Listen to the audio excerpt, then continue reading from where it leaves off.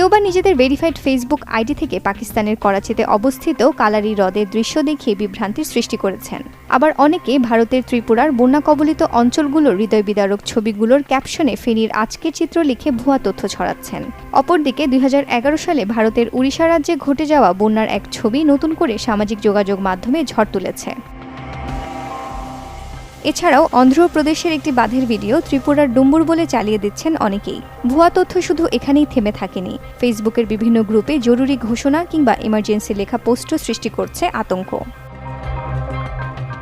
তবে নেটিজেনদের অনেকেই বলছে এসব ভুল তথ্য মানুষকে প্রভাবিত করছে বিভিন্নভাবে, তাই এসব ভুয়া তথ্যগুলোর বিরুদ্ধে কথা বলছে তারা।